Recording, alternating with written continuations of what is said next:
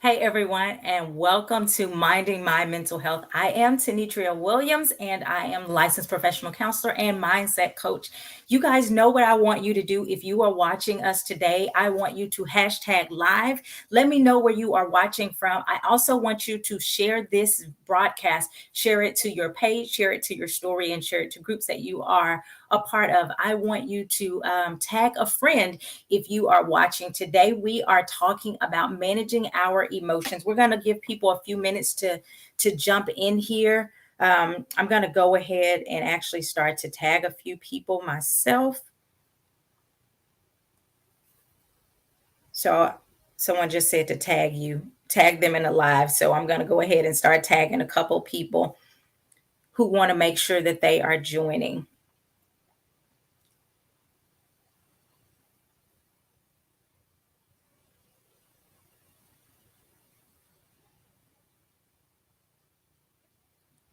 So if you are here, let me know. Hashtag live if you're watching live. Hashtag replay if you are watching the replay. You'll know you're watching the replay because live will not be at the top of the screen.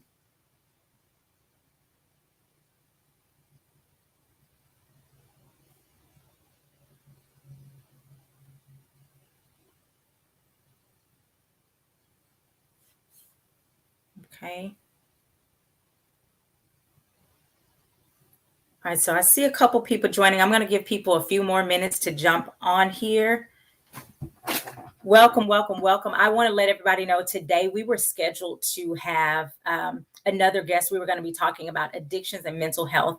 My guest, Sherelle Jones, was not able to come on today. We're still going to get her because I still want to share her very powerful story of transformation and freedom from addiction. So we want to get her in, but we were not able to get her this week. And so we are going to just pivot just a bit. Part of being mentally strong is being able to pivot when things don't go according to plan, right? And so, again, we're going to be talking about how to manage your emotions. Go ahead, share this broadcast, tag your friends, tag your family. Let's see, I'm going to share it again to a couple groups that I belong to.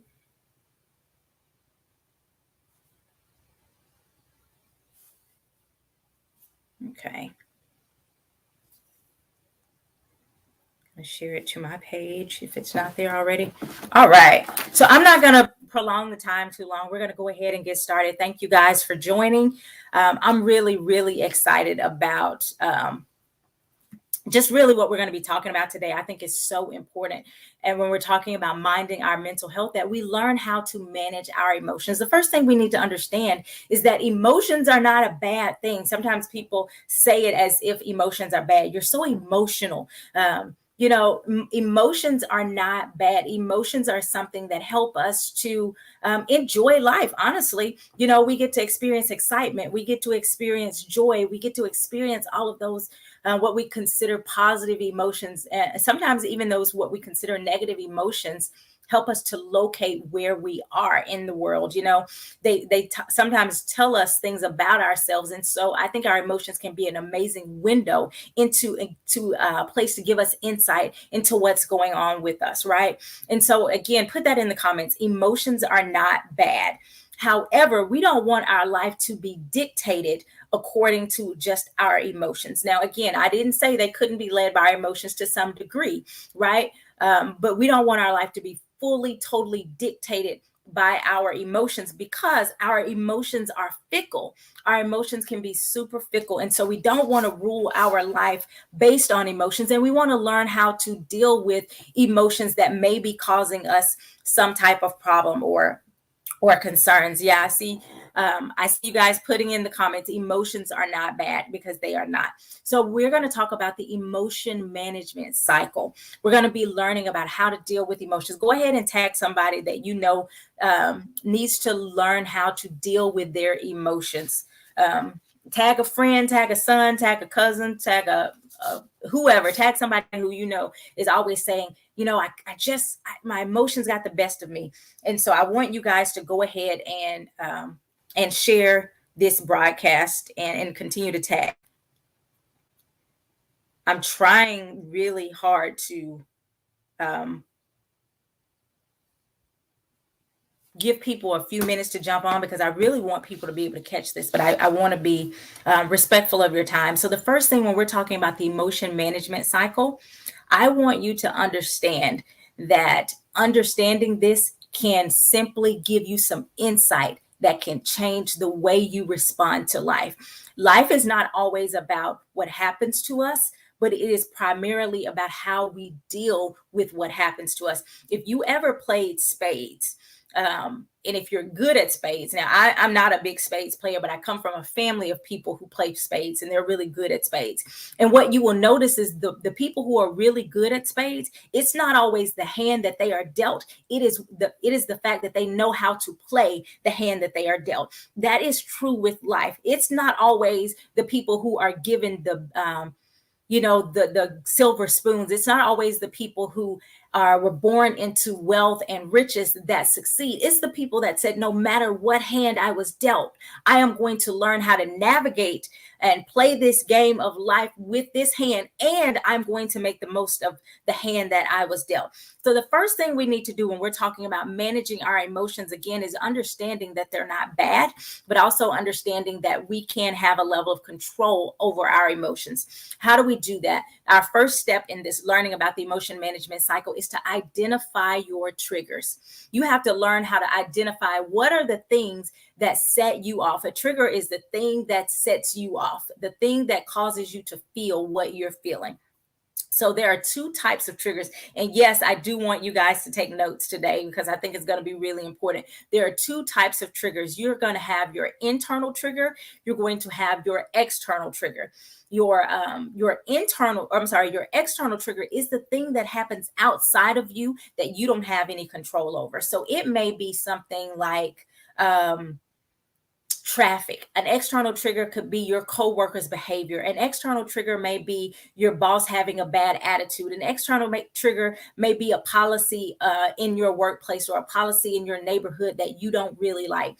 It's something that happens that upsets you that you don't like, but you don't have any direct control over that particular trigger, right? So it's important that you are able to identify what those external triggers are. Why? Why is it important that you're able to identify your triggers? Because identifying your triggers can help you to anticipate similar events in the future so you can explore your thinking and it'll help you to make decisions based on those triggers in the future. For example, if you know that heavy traffic is a big trigger for you and you know that there is always heavy traffic at 5 p.m. when you are scheduling your trip to the next city, you may want to leave at 4:30 or you may want to leave at 4 o'clock or 6 o'clock. You want to avoid some of those times because you say, I already know that trigger is something I can't control, but I can control when I leave. So an external trigger is important for us to know because it'll help us to navigate how we move in the world. Now, this is important to understand. The external trigger and being aware of those triggers is important for you. It is not so that everybody else has to walk on eggshells because something triggers you.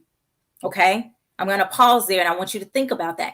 Just because something is a trigger for you does not mean that other people recognize that it's a trigger for you. And it also doesn't mean that everyone else has to walk on eggshells because they are around you. That is your trigger. Your trigger is your responsibility to manage. Okay. So let's make sure we understand that just because you know something upsets someone doesn't mean, or someone knows it upsets you, doesn't mean that they still can't do that thing. Now, if they're your friend, your family, they may be mindful of that and try not to do those things, but it is still up to us as individuals to manage our emotions because it is, we can't predict or control whether somebody else, manages themselves according to our triggers. Let me know if that makes sense. So the external trigger is the thing outside of you that happens, that upsets you, but you don't have any control over it. Okay. So let's talk about the internal trigger.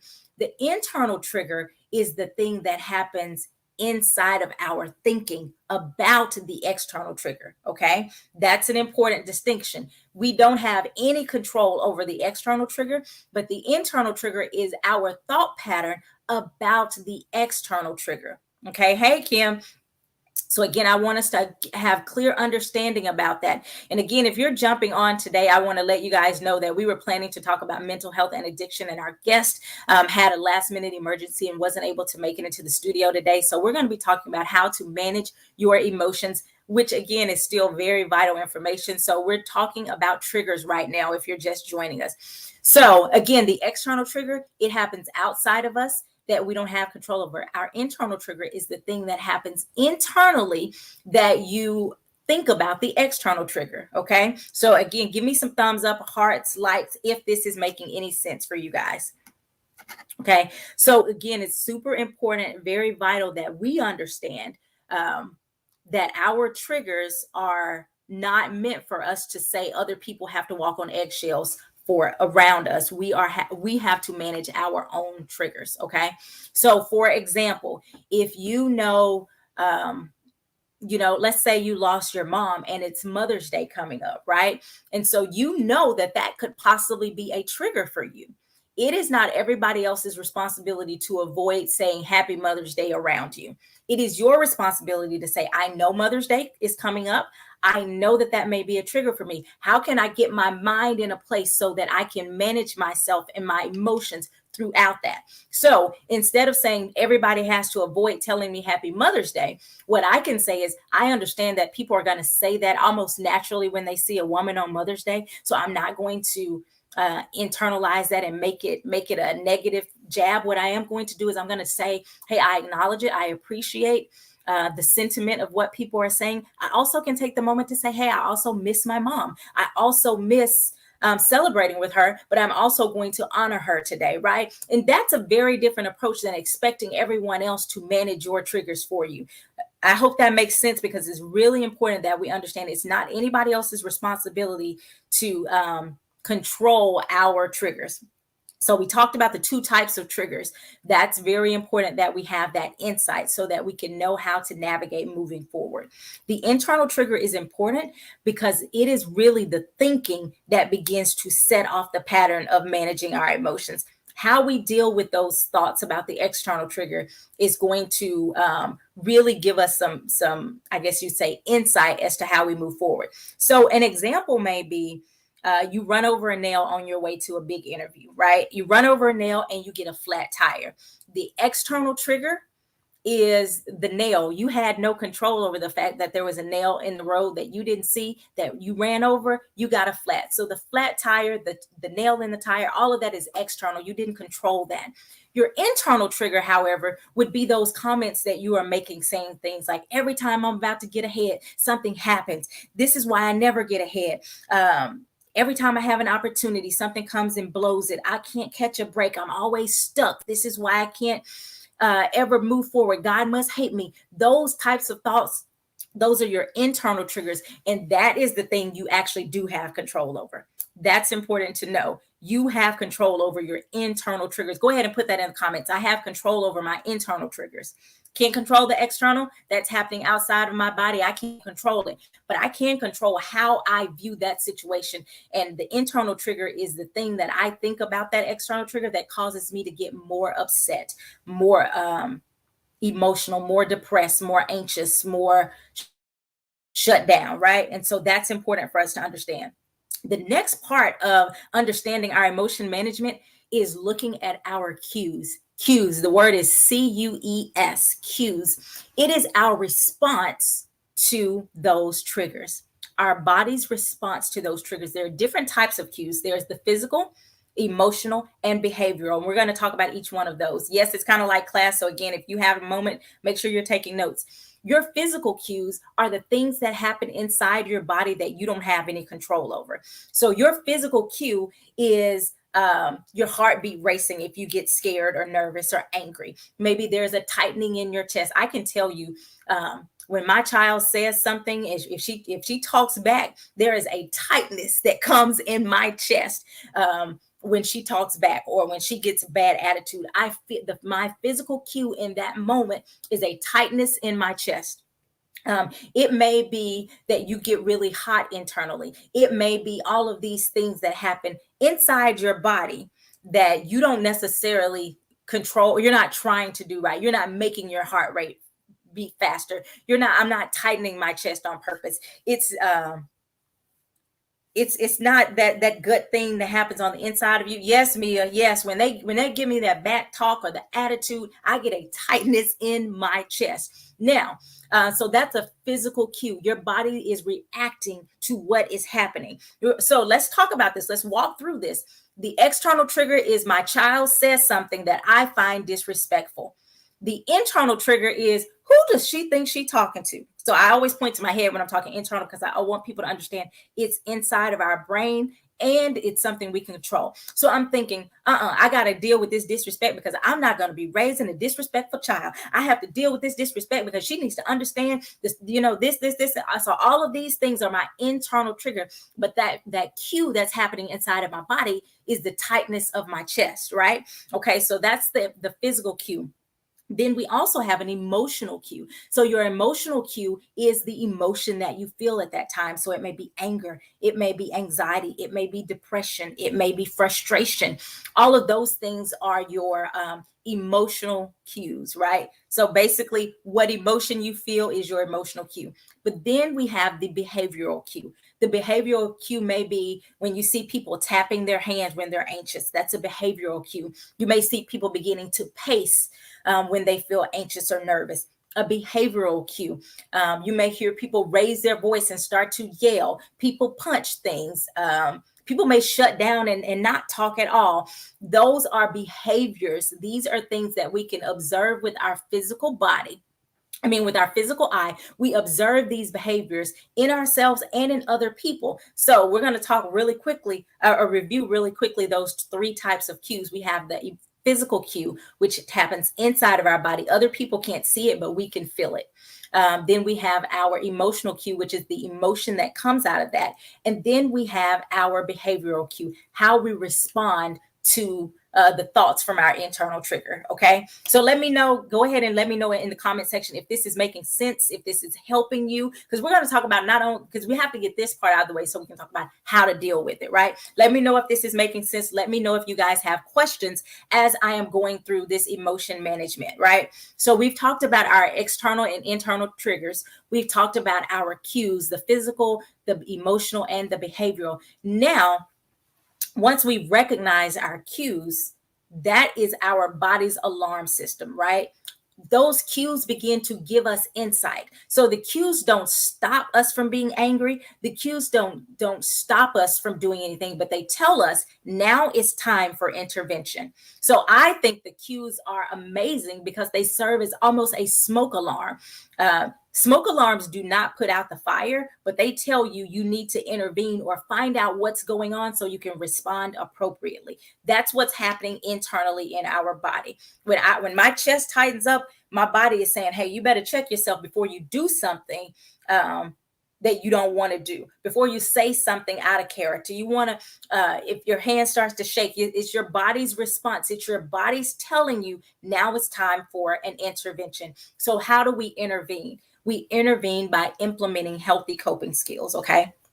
So healthy coping skills are things that calm your body down. Here's the thing that I have learned from my professional work, I have learned in my personal life and with my children. Most of the time when you are feeling angry or frustrated, oftentimes what you want to do is go off. You don't actually want to implement the healthy coping skills. I will tell one of the girls may be crying or upset about something, and I will tell them, you need to implement your coping skills. And you know what they will say? I don't want to. Okay. I don't want to, which means I'm feeling this. I'm in the heat of the emotion and I don't want to stop and switch gears right now. I want to stay angry. I want to stay in this place, right? Because our emotions have gotten caught up into that place and we get a rush from that, right? But it's important that we can stop and say, okay, I have to step away and use healthy coping skills. Healthy coping skills can include anything from, and I keep saying healthy because there are a lot of coping skills that people use that aren't healthy. So we're not talking about managing our emotions in a way that's not healthy. So healthy coping skills can be something as far as calling a friend that is rational, that can help you process through your emotions, writing in a journal, just stepping away from the situation and taking some deep breaths, exercising, dancing, prayer, meditation, painting, crafting, drinking some water. All of those things are things that can allow you the space and opportunity to calm yourself down. Now I'm going to pause here. If this is helping you, if you're getting this, go ahead and tag some friends that tag your whoever you can think of. Actually, just tag people, because I know that this information can help us as we are navigating managing our emotions, right? And so go ahead and tag your friends and families.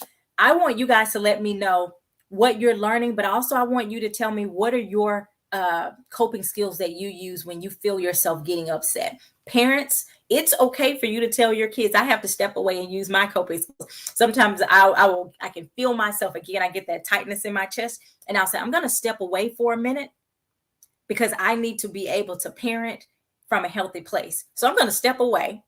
I'm going to calm down, and I'm going to come back, and we're going to deal with this. Or I may just say, I'm going to calm down so that we can have a different conversation. Sometimes I can notice that they're upset, and I'll still say, I'm going to step away so that you can calm down so that we can have a healthier conversation, right? Because when we're in the emotion, it's hard for us to be rational, which is why it is so vital for us to use the healthy coping skills, because the rationale starts to leave when the chemicals are released. When we get into that emotional place, all of those chemicals start being released in our bodies.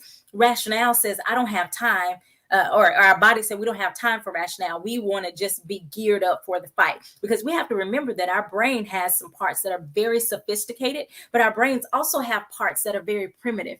And if our brain senses that there is a threat, if our brain senses that we are in trouble in some way, the brain says, get rid of everything that we don't need for survival, right? Because we can go back to that primitive state, right? And so when we get into that primitive place, we're not thinking rationally. What we do is we're ready for battle. As if there is a bear that entered the room, our brain starts to release all these chemicals that said, just in case we have to fight, we got to get ready. So even though it is just our child talking to us, or just a coworker that said something that was irritating, or a boss that said something, or someone who cursed you out in traffic, these are things that aren't necessarily physical threats to us in the moment, but our body says, oh, we feel threatened. And since the brain can't distinguish if it's a real threat or a perceived threat, it starts releasing those chemicals in our body. And so we start to get amped up. That's why it's so important that we use those healthy coping skills, so that we can say, let me calm myself down. So rationale can be invited back to the party, and we can address this in a healthy way. Again, I hope this is helping somebody. Kimberly says, I normally take some deep breaths and step away and pray. Absolutely. Those are great coping skills. I want to say also, coping skills can be proactive and reactive. And proactive coping skills are those things that we do that help us just to stay in a calmer place. For example, if you get up every morning to exercise, that's a proactive coping skill. It is helping you to stay in a good level place. If you get up and meditate in the morning and set your intentions and those types of things, those are proactive. Reactive are the things that happen in the moment. You're worked up and you have to go in, and as a response to something, you have to bring yourself back down. Both of those are important to implement, reactive and those proactive coping skills, right? So once you've calmed yourself, the next step is to look at the consequences. This is important. Look at the consequences. There are two types of consequences. There are the short-term consequences, and there are the long-term consequences. The short-term consequences are those things, the short-term consequences are often, those short-term consequences often give us a sense of, let's say it's anger that we're talking about. That short-term consequence says, if I curse them out, I'm going to feel so much better. If I curse them out, they're going to know not to mess with me. If I curse them out, I'm going to feel good. Okay, so that's a short-term consequence. And so if you only look at the short-term consequence, you may be tempted to go ahead and curse your boss out. Okay, so you may be tempted to go ahead and flip your person driving beside you. You may be tempted to flip them off.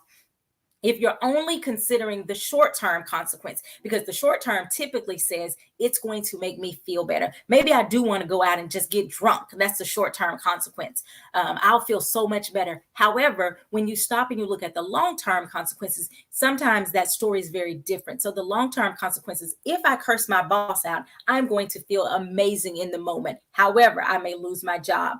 If I lose my job, my family will suffer. Then I am going to feel anxious. I'm going to feel sad. I'm going to feel regret. I'm going to feel remorse. All of those things. I'm going to be affected financially, emotionally. Is this action worth it? That's when you start to go, you know what? Even though it would feel really good to curse them out right now, it would feel great. In fact, I am going to check those long-term consequences, which says it's not worth it. So it's important not to just look at what am I going to get out of it in this moment, but what am I going to get out of this action long-term? And those are the things that we have to be mindful of. If you've ever watched drama shows, a lot of crime is committed because people only look at the short-term consequences. I'm angry with you. I want to get you back. So they may murder. They may, slash the windows, break the windows out of the car, slash the tires, those types of crimes of passion, right? In the moment, those short-term consequences feel amazing. Even eating, let's take it to something like eating.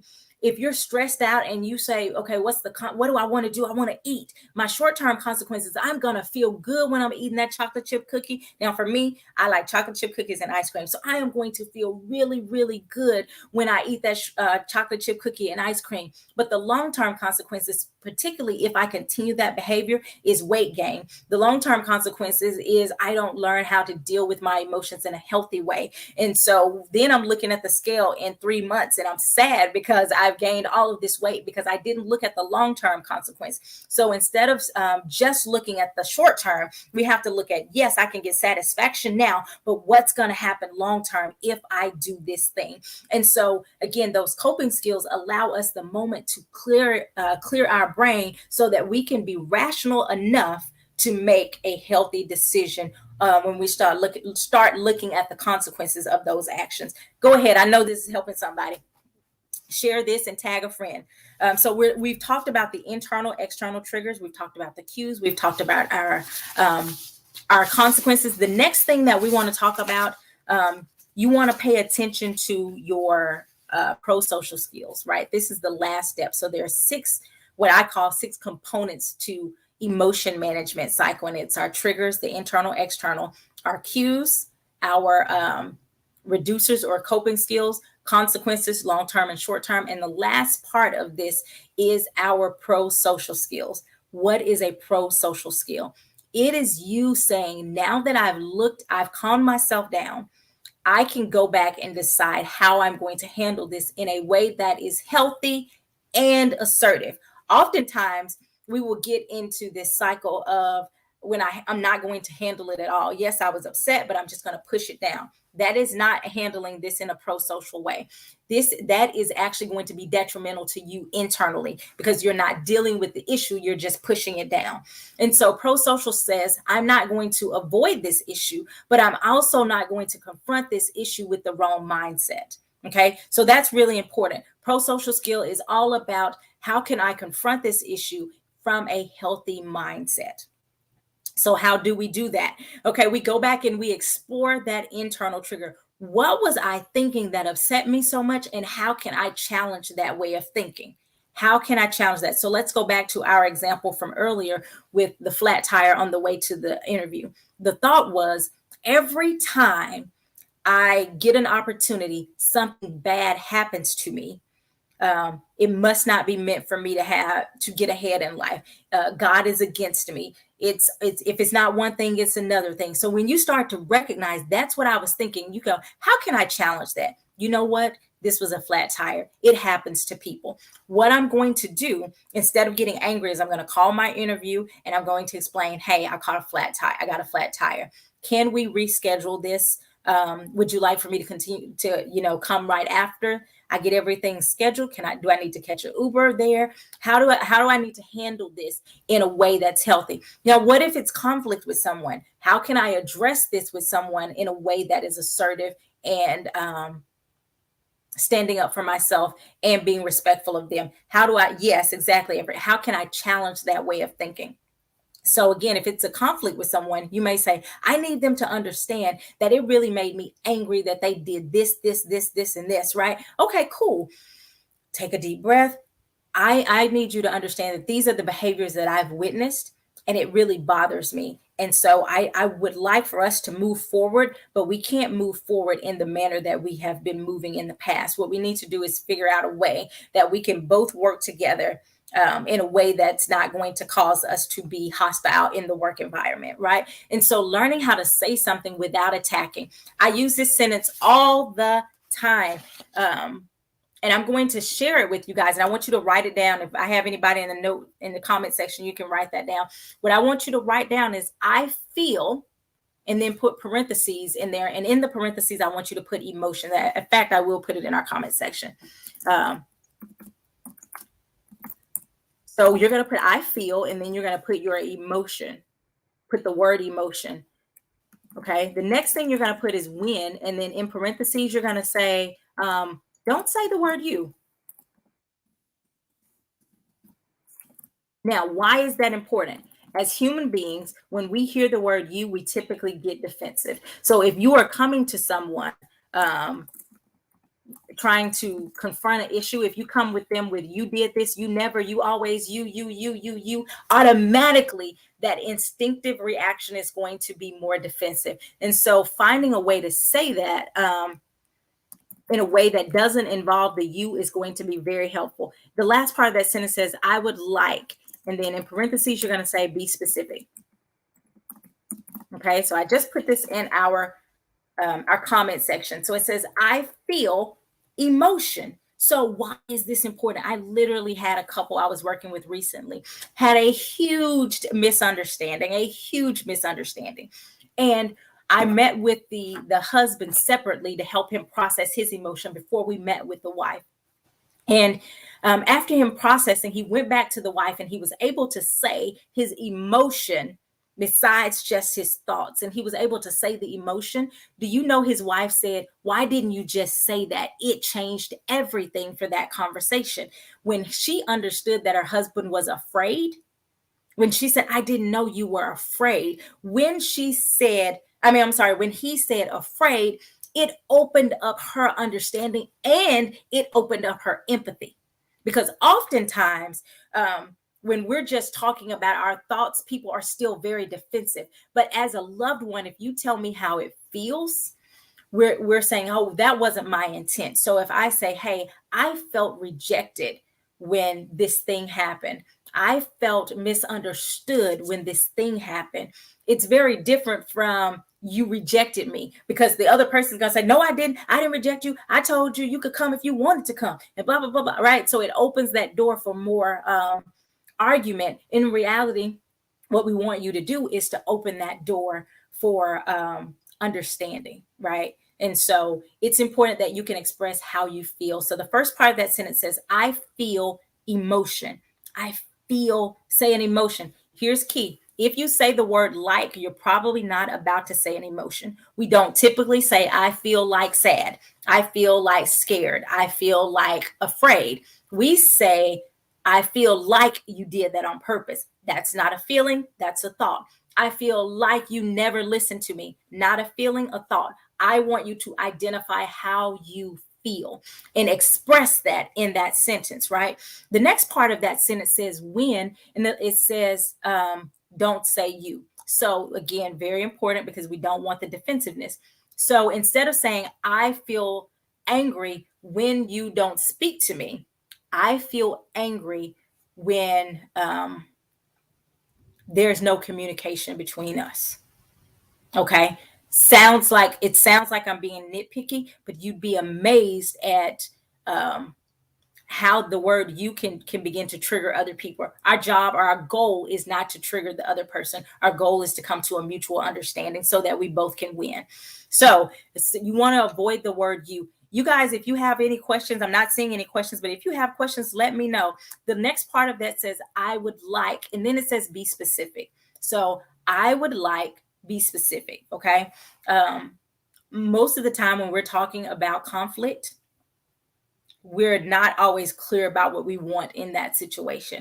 So if you are wanting something, instead of saying, I want us to spend more time together, that's not real clear, because you could have literally one evening together and your partner may say, we did spend more time together. You know, if you don't ever get to have a date night, you may have one date night and then go another 3 months without a date night. And they say that's more time, right? Yes, Everett. I told people at the beginning to get your notebooks. You want to go back and catch the beginning of this because there's some really good stuff. So you want to be clear. Instead of saying, I want us to spend more time together, when you're addressing, you want to say, I want us to have at least one date night a week. That's specific, right? Why is it important that we are specific? Because it gives the listener the opportunity to tell you if your request is something that they can give, if your request sounds like something that they are willing to give, and if your request is something reasonable for them. For example, if I say, I am expecting you to give me $500 every time you see me, you can say, well, you can expect that, but it is very unlikely that I am going to give you that, or I am not going to give you $500 every time you see me. So then I can adjust my expectation, right? But if I say, I just want you to give me stuff when we see each other, you may come and give me a piece of candy and you're very proud of yourself because you gave me something, and I'm very angry because I was expecting $500. Does that make sense? Go ahead and give me some thumbs up, hearts, questions, if you have questions, and let me know if this is making sense. So it's really important that we are clear. So when we're talking about our pro-social skill, this sentence, that I feel sentence, falls in line or falls under that umbrella of, this is how I can go to someone if I'm having an issue without attacking them, because it's never meant to attack, but it is meant to bring clarity and understanding for both parts. So I want to review really quickly before we get out of here. I've enjoyed doing this. I hope this has helped people as you're watching. So it says, the first thing again is we're just talking about the anger management cycle. And the first part of the anger management cycle are your triggers, identifying your triggers, your internal triggers and your external triggers, identifying those things because you can know how to deal with them. One of the things that we are working on in this house is my child is not a fan of animals, dogs. When I say not a fan, I do not mean she's mean to them. I mean, she does not like them around her. She's working through some fear issues, right? And so we have a dog. Okay, so that's a new element for her. She's working through that because we know that we don't just throw her into an environment for her to be terrified, because we know that that's a trigger for her, but she's also working on her trigger, right? So she says, she came to us yesterday and she says, I want, Chloe's our dog. She said, I want Chloe to be able to be out when I'm out, but I'm still afraid, but I want to work through it. That is her awareness of, it triggers me to be around Chloe. It scares me, it triggers me, but I have to work through it, right? And so the more you're aware of your triggers, you can learn how to work through those. And so we started literally working on a system. We said, okay, this is what's going to happen.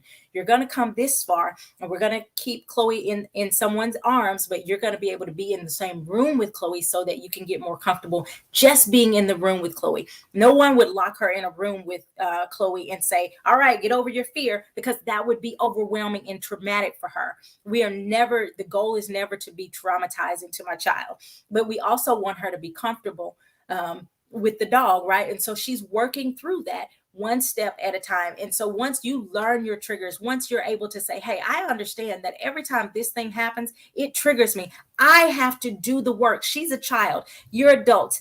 You have to put in the work to go and say, how can I think about this trigger in a healthy way? How can I confront this trigger so that it doesn't keep tormenting me? How can I deal with this so that I don't keep getting angry every time this happens? You have to put in the work to get to deal with those triggers. I read this years ago, and I think it still stands true. It says, what happened to you as a child was not your fault, but the healing is your responsibility. So the trauma that happened to you even if it wasn't a childhood, the trauma that happened wasn't necessarily may not have been your fault. However, your healing is your responsibility. And so I want to encourage you guys to learn your triggers, but also be aware of those cues, which means your body's reaction to those triggers, so that you can know when it's time to implement those coping skills. And we talked about those. Those coping skills are really important so we can calm down, think about our consequences, which is the next step, the consequences, we look at the long term and the short term, and then we implement some pro-social skills. If you guys have any questions, let me know. That's good. We have to be aware of how someone is triggered and work out how we can help them and not to trigger them. Yes, Brenda, that's very important. But it's also, and I think I talked about this earlier, it's also important that we understand that it is not our responsibility to manage other people's triggers. It is each person's responsibility. Obviously, children are a little bit different. We try to work with them differently. But as adults, it is not other people's responsibility to manage our triggers. However, if it's a friend and we know something triggers them, we can try to work with them. But ultimately, it's each person's job to manage their own triggers and to manage, actually not manage their trigger, but to manage how they react to those triggers. Okay. So very good comment. Any other questions or comments before we end? I do have a couple announcements. I hope this helped you guys. If it did, let me know. I want you guys to know, I want you to join me back here Thursday. We will be continuing our broadcast, Minding My Mental Health. Of course, typically I am interviewing someone. This week we had some issues with our guest and we had to switch up the format just a bit. But I think this was still helpful. I enjoyed it because I love teaching and this kind of stuff. I could do this all day, every day.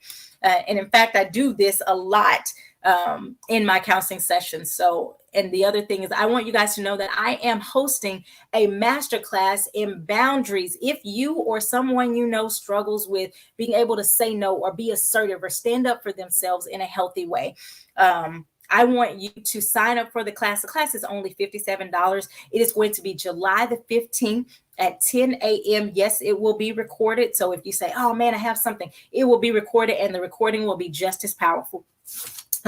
Sign up for that course. You can inbox me and I can send you the link to that because again, I think it's going to be very powerful. You don't want to miss that course. And we're talking about learning how to establish boundaries. It's okay that you're late, Sean. Go ahead and catch the replay because it really is some really good information. I also want to encourage you guys to if you know of someone who needs some coaching, and coaching is a little different from counseling. Coaching is we're not involving diagnosis. We're not involving serious mental health issues, that type of thing, right? Because that's where we do our counseling part of our work. But if you say, hey, I need to deal with some mindset issues and I need to deal with feeling stuck and all of those types of things, I need to work on this mindset and I want some coaching, reach out to me. Also, if you know of someone who needs counseling, again, I am licensed in the state of Arkansas and Georgia, so I can work with people in those states as well. Those sessions are virtual, so reach out if you are ready to get your life on track. I hope this helped you. I appreciate you guys. Share this broadcast. I appreciate you so much, and I will see you right back here Thursday at 12 p.m. Central Standard Time for Minding My Mental Health. Are you taking clients in Arkansas now? I am absolutely taking clients in Arkansas right now. I am doing only self-pay, so I'm not accepting insurance at this time. I'm working to get paneled on the insurance panels here in Arkansas, but currently it is only self-pay, but I am accepting new clients in Arkansas. Great question. If there are no more questions, I ask so I can share your information when someone says something. Thank you very much, Everett. Please share the information. I want you to share that information. I'll actually send you a flyer with more information so that you can share that with people that may want to know more information of how they can reach me to get services. Thank you guys so much.